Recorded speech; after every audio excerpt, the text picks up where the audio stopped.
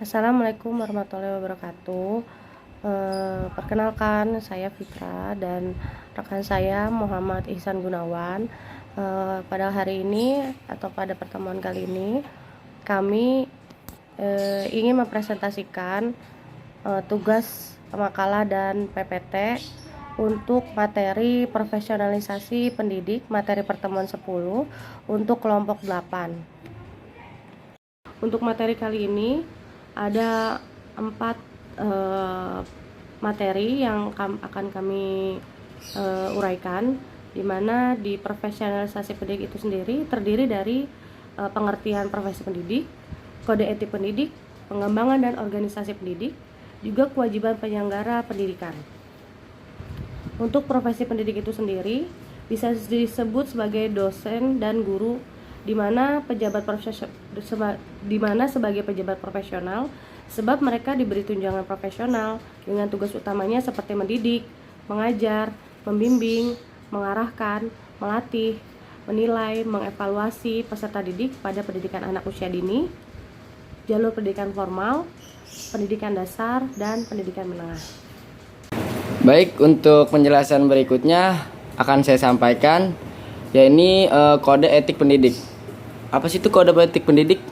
Jadi kode etik pendidik itu ialah salah satu bagian dari profesi pendidik, isi etika pendidik, atau dalam ISPI itu ditemu karya pendidikan 3 dan Rekornas di Bandung pada tahun 1991 yang mengukakan yang pertama itu bertakwa kepada Tuhan Yang Maha Esa, setia dan jujur berdasarkan Pancasila dalam Undang-Undang Dasar tahun 1945. Dan yang kedua apa? Menjunjung tinggi harkat martabat peserta didik. Dan terus menjunjung tinggi ilmu pengetahuan, ilmu teknologi, dan seni untuk mencerdaskan kehidupan bangsa. Dan yang keempat, selalu menjalankan tugas dengan berpegang teguh kepada kebudayaan nasional dan ilmu pendidikan. Dan untuk nilai yang terakhir, yang nilai kelima itu selalu melaksanakan pendidikan, penelitian, dan pengabdian kepada masyarakat.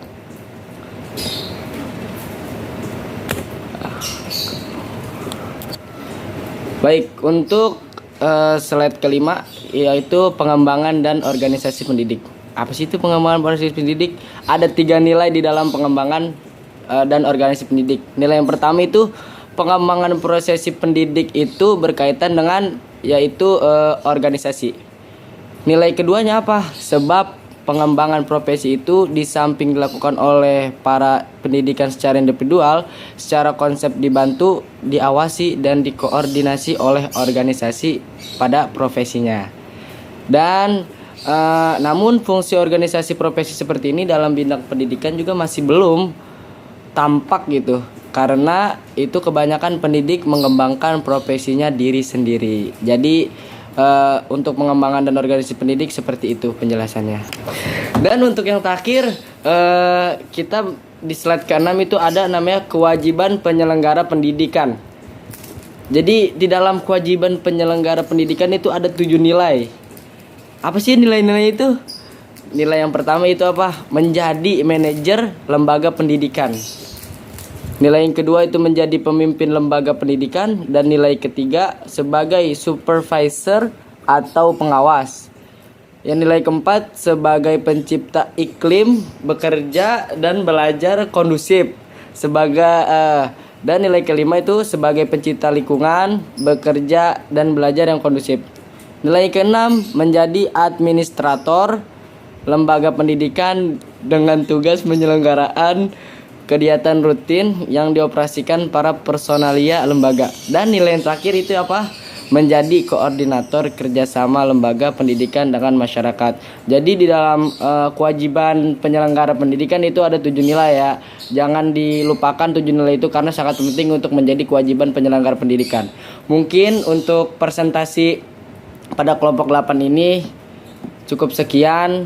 Apabila ada kata-kata yang kurang berkenan kepada ibu, kepada rekan-rekan kita, mohon dibukakan pintu maaf yang seluas-luasnya.